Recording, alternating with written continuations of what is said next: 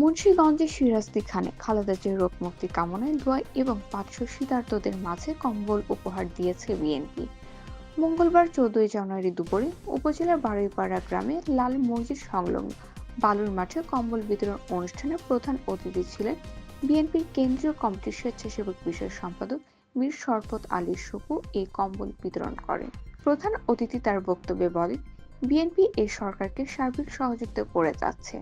স্বল্প সময়ের মধ্যে এই সরকারকে রাষ্ট্রের প্রয়োজনীয় সংস্কার করে তাই অনতিবিলম্ব নির্বাচনের জন্য প্রস্তুতি ও তারিখ দ্রুত জানিয়ে দিতে হবে। দীর্ঘদিন জনগণ নিজেদের ভোট দিতে পারেনি, তাই জনগণ একটা অবাধ সুষ্ঠু নির্বাচনের অপেক্ষায় আছে।